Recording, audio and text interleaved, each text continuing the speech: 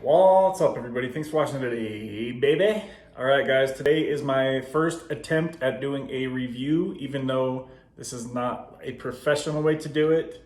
You guys are gonna have to wait for that for me to get the proper computer set up and all that and learn how to do all that stuff. So for today, I really wanted to just bring this video on and just talk about it and pause it. So this is a video from a guy called Coach Hard Gains. He has a couple different YouTube channels, and I really enjoy watching his content. He's very, very knowledgeable, you guys, extremely knowledgeable. He's he has the dry sense of humor, and I really enjoy it. He's also into fitness and bodybuilding as well. So shout out to him if he ends up seeing this. I'm just gonna give my opinions on what he says, and I'm just gonna pause the video as we go. Okay, guys? So again, shout out to him if he sees this.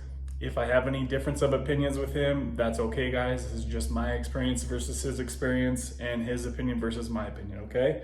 All right, this is basically the name of the video is The Truth About Kratom Withdrawal, and our pause real. So here we go. Kratom withdrawal, is it real? What's it like? All right, friends, here we go for another Kratom video in the Kratom series. My name is Adam, and I go by Coach Hard Gains on my Hard Gains coaching platform. I've been coaching bodybuilders and recovering addicts for a very long time, and I have been teaching, mentoring, and coaching many people to overcome their addictions, replace them with bodybuilding, and live the best life possible. Now, today's topic is going to be a sensitive one. That's a very important part he said about replacing addictions with bodybuilding to live the best life possible. I 100% back that up, guys. Me getting into bodybuilding, addiction aside, was literally probably the best thing I have ever done for myself. Let's continue. Maybe some of you that shouldn't be watching this, because if you're a snowflake and if you're afraid of a little heat, don't watch this one. If you're a sensitive person, you shouldn't watch this either. Today's topic is going to be on Kratom withdrawal. Is it real? What's it like? Who gets it and why? Are the pause real? Now, the reason this is a very sensitive topic is because there are so many ignorant minds out there, and if you are one of them, I'm sure that statement just rubbed you the wrong way because you know who you are, who say that we are all the same. There's a lot of crazy things going on in society right now. I'm not even going to get into that. But to say that we are all the same, prone to the same addictions, and suffering the same withdrawals is the most ignorant statement that I've ever heard in my life. Literally. We are all so individual. And that is what makes us who we are, correct? Most people are intelligent enough to actually acknowledge that. What makes us who we are? Did you hear what he said about how we will basically not all of us will suffer the same withdrawals? And that is really a big part, especially here in the Suboxone community, right, guys? Because we have seen stories, we've heard stories of people jumping off of cold turkey, high dose Suboxone and making it, right?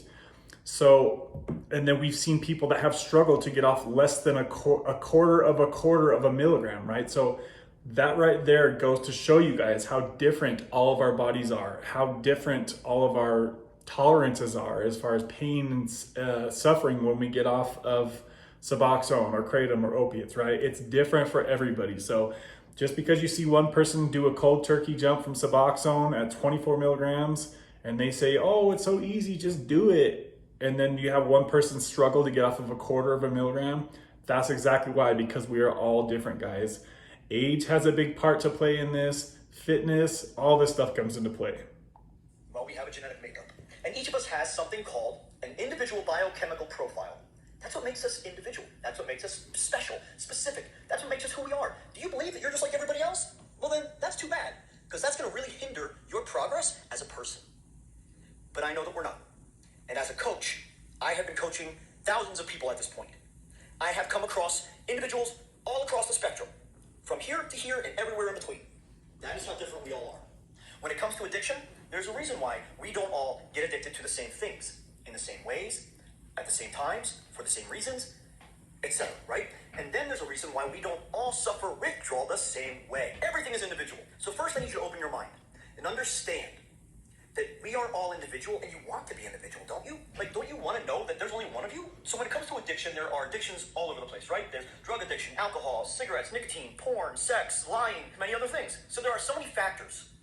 As he just said, there are so many different types of addictions, guys. I know mostly on this channel we talk about Kratom, opiates, Suboxone, all those type of things, but it's true, guys. There's so many people I know addicted to social media, If I had to guess, I would say 75% of the people I personally know in my real life are addicted to drinking alcohol on a near nightly basis. I know that probably most dudes are addicted to porn on some level.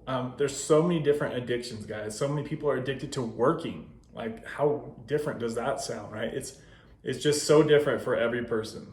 Involved within our chemical makeup that surround our potential addictions, therefore leading to those potential withdrawals. Okay? Now, let's get specifically to Kratom, because that's what this is about. Most people are asking the question, does Kratom result in withdrawal? Yeah. 99% of people, that's going to be a yes. And no. And there's everything in between, and you have to be aware of that. It all depends on how much you take, how frequent you take it, how long you've been taking it, what kind you take, how strong the alkaloids are, what other substances you take along with it. There are so many factors involved that for anyone to say... That's another huge thing he mentioned, guys, that we don't really talk about a lot on this channel. What other substances are involved, right? I've seen other YouTube channels who have struggled for 2 years getting off of Suboxone. But there were also other drugs that came into play, benzos, antidepressants, family issues, like et cetera, right? It's not just all about the Kratom or the Suboxone. There are many, many life instances and problems that we all can't really communicate through video when we are talking about going through Suboxone, right? Suboxone withdrawal and Kratom withdrawal. There's much more to the story usually than just simply going through Suboxone withdrawal or Kratom withdrawal. Kratom does not cause withdrawal. It is blatantly absurd. Yes, ignorant it is. And absurd. So Yeah. over in Thailand or in Indonesia, where Kratom is found readily, just growing out of the ground, as naturally, about that a little bit more. So that is what it was essentially designed for, let's say, or utilized for in its purest function, okay? So here comes the white man, and he says, oh, that's in replace of pain pills, opioids, narcotics, other pain of us taking Kratom for pain relief, for pain mitigation, pain management in replace of pain pills, opioids, narcotics, other pain meds, even alcohol, because many people fight their pains with alcohol. This is where the problem arises. This is where so many people are saying the wrong things. So many of you out there in YouTube world are promoting false statements, okay? Kratom absolutely will result in an addiction, a dependency, when used by someone who would be considered an addict. Absolutely. If you're not an addictive personality or addicted by nature, no, Kratom's not going to become addictive. That's a key point right there, guys. As he said, somebody who's struggling with addiction, especially to opiates, they're likely the person that's going to struggle with Kratom addiction, okay? Let's just say somebody I knew from my past had tried Kratom on very rare occasions, say for period issues or period cramps, right? Never got addicted. It worked great. It worked perfect for what she needed it for. She had extreme cramps and period pains, right? And the Kratom would take that issue away every time. And she never got hooked on it, right? She never had that opiate addiction lifestyle background. And that can definitely make things worse for people who try Kratom. If you're an addict currently hooked on fentanyl, and you replace your fentanyl addiction with Kratom, you will absolutely become addicted. Not just... Absolutely, guys. Absolutely. If you come from fentanyl and you go down to Kratom, you're definitely going to be just replacing one for another. And that's great, right? That's a huge step in the right direction, in my opinion. Take all the Kratom you need if you're taking fentanyl off the streets, guys. That's a huge, huge, huge win for you if you're coming off of fentanyl addiction to get onto Kratom. Hell yes. But addicted. If you're using Kratom to come off Suboxone or heroin, but in replacing Kratom for your other DOC, your drug of choice, it is about harm reduction. Kratom is absolutely 100% about harm reduction, meaning Kratom is your better option than heroin. Yes, obviously Kratom is a much better option than heroin. I agree with him there. Let's continue. Kratom is your better option than Suboxone. Kratom. That's where I deny. That's where my red flags come up, guys, because I do have experience with Kratom and obviously Suboxone and opiate addiction. For me personally, I definitely believe that Suboxone is the better alternative when it comes to Kratom. And there's a few different reasons for that. Now, he doesn't say specifically why he states that. There could be other things that he's thinking about that I'm not thinking about. But why I believe that Suboxone is the better alternative, and I'm just saying like low dose to low dose or high dose to high dose even, I would still say that. Why I believe Suboxone is the better alternative. One, because of the much longer half-life. Most people have to take Kratom 4 to 5 times a day, right? Versus taking Suboxone 1 to 2 times a day because of the half-life. Suboxone half-life, as we know it, is approximately 35 hours. Kratom half-life is approximately 4 to 5 hours. So you're needing to take Kratom, especially if you're addicted and dependent on it, most people are going to need to take Kratom 4 or 5 times a day, right? When I tried taking Kratom to get off of Suboxone, I was waking up in the middle of the night every single night at about 4 a.m. with restless legs going into withdrawal. Why? Because of the short half-life. So my opinion is taking Suboxone and getting, basically how I look at it is how much time you have to give your addiction each day. If you're having to dose 4 or 5 times a day, Kratom is going to be on your mind a lot more than Suboxone, right? If you can take Suboxone once in the morning and then once before bed, and you can get a full night's rest without waking up going into withdrawal due to the longer half-life, that's one thing of why I believe Suboxone is better. Another reason I believe is better is because it's the opiate blocker, right? Kratom, it's well known that Kratom does not have the opiate blocker. You can take Kratom and then go get high on fentanyl the same day. If you take Suboxone, and if you have Suboxone in your blood and then you go take fentanyl, it's going to block that euphoria, right, guys? So as we know, the buprenorphine in Suboxone is what blocks the euphoria. So it's basically a deterrent, right, to want to go seek drugs off of the street. And that's why those are the two main reasons. There's a couple more reasons I could probably say, but the two that come right to my mind are those two reasons. And that's why, in my opinion, Suboxone is a better alternative than Kratom. All right, let's continue. But we're okay to have our disagreements here, totally fine. Like he said earlier in the video, we're all different. Everybody's situations are different, etc. A better option than fentanyl. So you are lessening the harm. Yes, absolutely. As we said earlier, Kratom is a much better alternative than fentanyl. Harm by replacing your drug of choice with Kratom. It's a mitigatory effect, okay? Kratom helps in so many ways, but there's a threshold. If you stay within this certain threshold of use, Kratom has mostly benefits. If you go above and beyond that threshold, you will start having adverse effects. You will start having the negative side effects. And yes, that's with anything else. But this is what is not being discussed properly. Because the people promoting Kratom typically are the ones within this lower threshold, using it minimally, 3 to 5 grams a couple times a week. Okay, listen to what he said there, 3 to 5 grams a couple times a week. That's respectful. Yes, it is. No, you will not get withdrawal symptoms if you are using Kratom respectfully. In those doses that he just said, I agree. You will not get Kratom withdrawals. 3 to 5 grams a couple times a week. But if you start using 10 grams multiple times a day, every day for 5+ years, because I want to very specifically tell you. Now I'm going to stop right there because, in my personal opinion, you don't even need to go even close to as high as he said. He said 10 grams a day, 10 grams at a time, multiple times a day for 5+ years.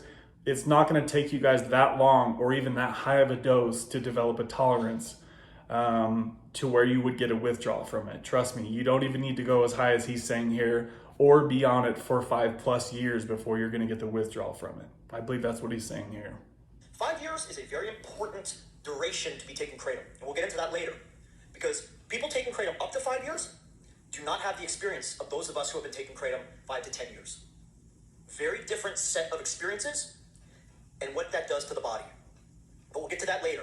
So again, if you've been using Kratom respectfully, the way they suggest on the package.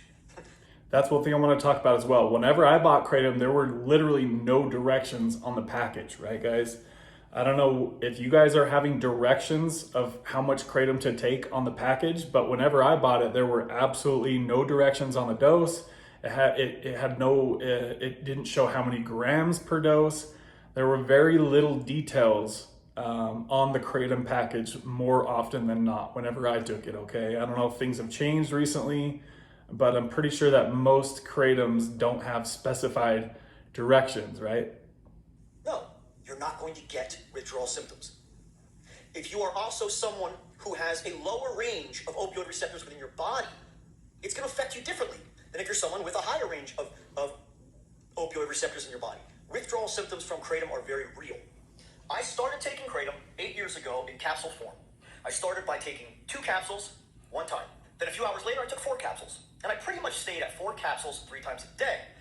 That, in my opinion, is about that's about right where the withdrawal is going to start kicking in, where he said 4 capsules 3 times a day, 2 to 4 capsules 3 times a day. If you go much above that, guys, you will start building a dependence on this medication. Therefore, having a withdrawal coming off of it, okay?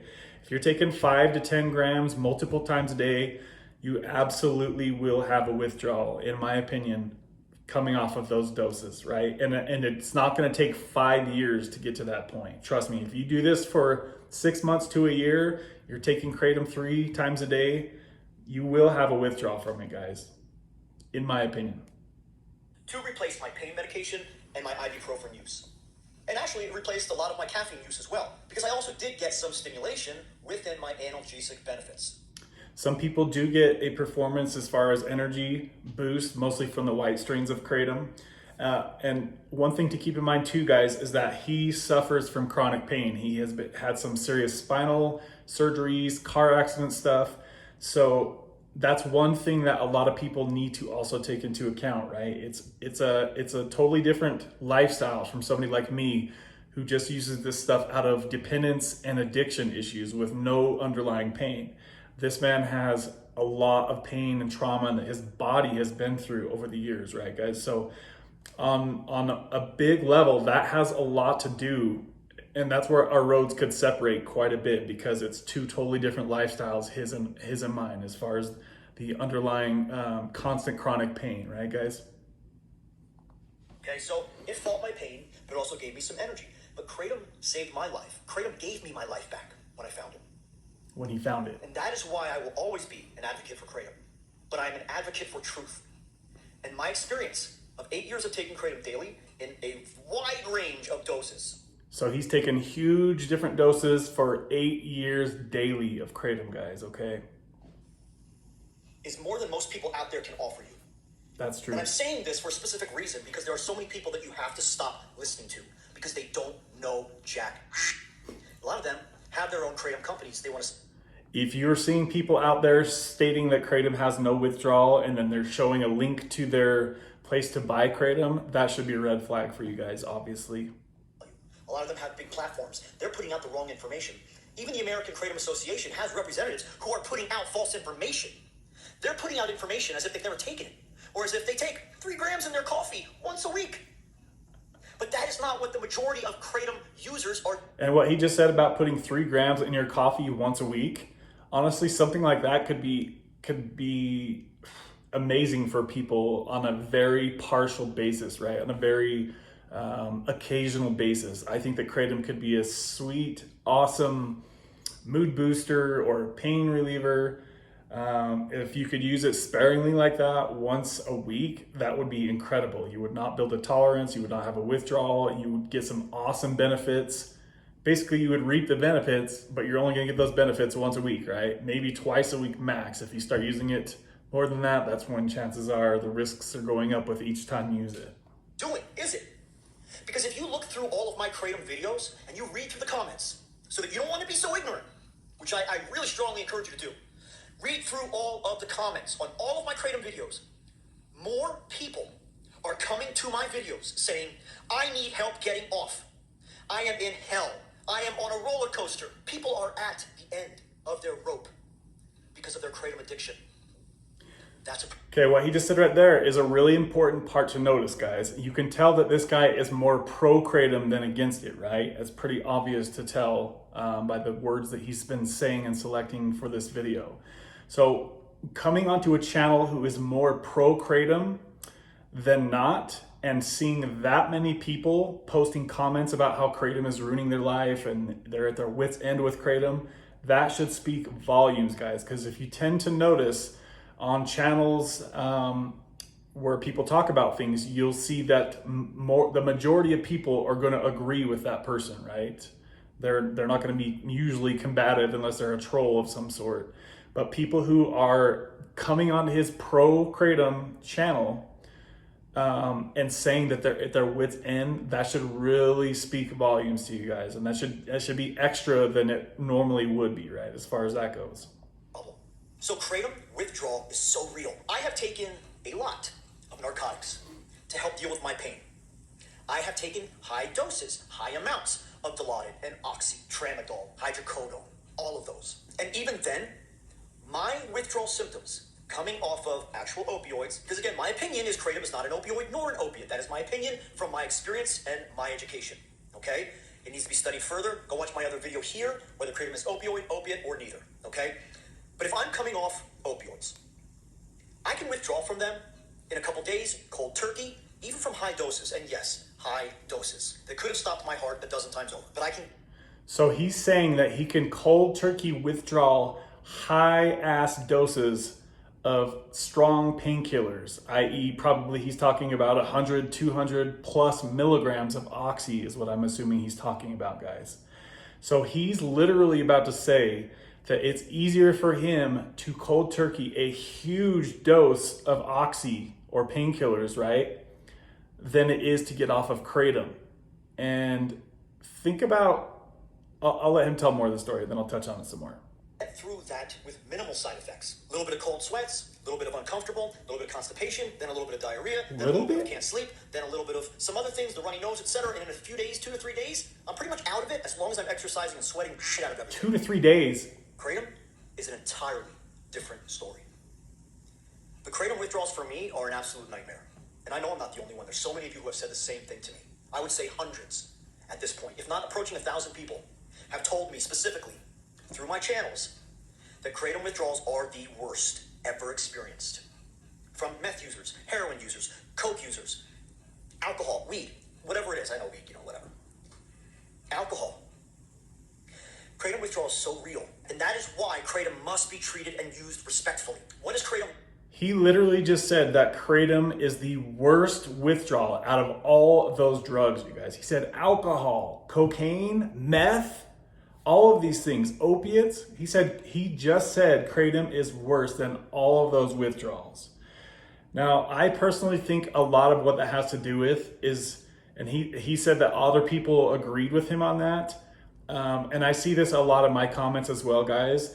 It seems to me that a lot of that has to do with the psychology of the recent issue, right? Whatever somebody has recently came off, obviously they're going to forget how the pain was. Let's say you cold turkey jumped off of Oxy 5 years ago, right? And then you just jumped off of Kratom today. It's going to seem like Kratom is so much harder, right? Because you forget the pain of how hard it really was to come off of something many years ago, right, guys? So I think that is a lot to do with what he's talking about right here. The most recent thing is going to be the worst thing, because I've seen all sorts of different comments. Suboxone is the hardest thing ever. Alcohol is the hardest thing ever. Kratom's the hardest thing ever. Smoking cigarettes are the hardest thing ever. And I truly believe most of that has to do with the most recent thing that people are going through. That's just my thoughts on it, guys. Withdrawal it's a nightmare. And here's the problem. Kratom gets into so much more in your body than most people even know. Kratom can cause secondary hypogonadism. That means it can destroy the body's endogenous hormonal function. It comes in and just kind of destroys everything over time. Again, over time, past that 5-year threshold. Kratom raises... Again, I don't believe that it takes 5+ years for it to wreak havoc on your body like that, guys. I was noticing worse sex, let's see, how do I say this? Worse sex drive, like worse impact on my sex performance on Kratom on a short-term basis than even on Suboxone, guys. It was really kicking my butt sexually taking Kratom. I noticed even a couple of days after taking Kratom that it was really impacting my sexual performance. What I mean by performance, right? Lactin. Kratom raises your PSA on your blood work. Kratom gets in and affects the central nervous system so heavily. Yes. And if you don't think so, why is the restless leg syndrome so bad? Why are all the nerves in your body on fire when you're going through Kratom withdrawal? because it gets into the central nervous system. It gets in the It's the same thing that when we're going through Suboxone withdrawal, we're going through opiate withdrawal, fentanyl withdrawal. It's all the same thing, in my opinion, guys. It's just your brain is going haywire. It's the central nervous system, as he's talking about. But in my opinion, it's not just Kratom that does that. Yes. Why do you think gabapentin or naturally GABA are used to mitigate Kratom withdrawal? Because those two products go after the central nervous system. A lot of people use GABA for coming off of Suboxone. In my opinion, you need to be really careful with that because it works, as he's just saying. It works for people coming off of Kratom as well. So a lot of people can be mistakenly thinking that they're out of the woods because they're off of Suboxone or Kratom, but they're using GABA, right? And then if you keep using that, especially in higher doses, you're gonna find that once you stop the GABA, here come the restless legs right back in action, okay? In some cases, not all. Soothe the CNS during Kratom withdrawal. And again, we'll talk about Kratom withdrawal products in another video, but that is why gabapentin is the #1 used medication, in my opinion, for Kratom withdrawal. And GABA, which is a precursor, is a phenomenal. Side note, a lot of people are going to Suboxone from Kratom for getting out of Kratom withdrawal. And as I mentioned earlier, there's some good reasons as to why some people would do that. Some people might think that that's crazy. In my opinion, I would do that if I was struggling with a high dose of Kratom addiction. Absolutely. In the right doses for the right people, along with tryptophan is what I found, to also mitigate those pause in the central nervous system during Kratom withdrawal. Okay, this has already been a lot of information. I'm trying to make these videos in a way that just gives you blasts of info that you can really just kind of ponder on, and it will get you, and it can destroy your life if you are not good. No, Kratom withdrawal is absolutely real. It is there, and it will get you, and it can destroy your life if you are not careful. But again, Kratom cannot become a controlled substance. It cannot. So there has to be a happy medium, a medium ground. There's these people out here, these Kratom advocates, who say, no, Kratom's safe, safe, safe, safe. And they're ignoring all of the real problems of Kratom because they want to make sure it doesn't become controlled. Then these other pharmaceutical companies or everyone else in the FDA and governmental regulated, those guys are saying Kratom is dangerous, regulated, controlled substance. They're wrong also. Both of these categories of people are wrong. They're both also kind of right in a little ways wrong. But there's a middle ground. And ultimately that middle ground is what I'm here to advocate for. The truth. It's everything. Okay? And what more? And that's exactly what this channel is about as well, guys. I'm not pro Kratom or against it. I'm all about people being aware of the psychological traps that people can be fallen into with it, as well as the addictions and the withdrawals that do happen from Kratom withdrawal, guys. It's more of like, I always try to, whenever I talk about Kratom, I put a huge warning label on it. That's basically it. And who better to bring you the truth than somebody who's been taking it every day for 8 years that also studies hormones, that also coaches recovering addicts and current addicts. Okay? There's so much to Kratom that I want you all to be aware of, but at the same time, use it respectfully, and it is a blessing. Use it disrespectfully or improperly, and it will become a curse. Yes. End of story. End of story right there, guys. So as he just said, if you use it sparingly and be careful, it can be a huge blessing. But if you don't have the warning labels, like many people didn't have the warning labels, and it can become a major curse. So yeah, guys, those are the main points of his video. This is already almost a 30-minute video. Shout out to him and his channel. Go check out his channel if you guys haven't yet seen him. It's Coach Hard Gains. Hopefully I can do a video or two with him in the future discussing matters just like this. I really think that he has a cool channel. He has a lot of great information, and he has a lot of experience and knowledge, and also how he's so into fitness and bodybuilding as well. I really think that those are some awesome points to his channel. So that's about all we're gonna do for today, guys. 29 minutes. I'm sorry this is such a long video, and I'm sorry it's not this professional, high fancy pants reaction on the screen stuff. Remember, guys, I'm not computer savvy, so I did love his video, and I love the points that he made in that video, so I just wanted to kind of talk about it and share that with you guys. So please make sure that you subscribe to my channel. Hit that like button if you can, guys. Please leave some comments talking about what your experience is with Kratom. Do you agree with him? Do you agree with me about Suboxone versus Kratom? What's your guys' experience? You're welcome to disagree, just don't be rude, guys. All right, we'll see you guys soon. Bye.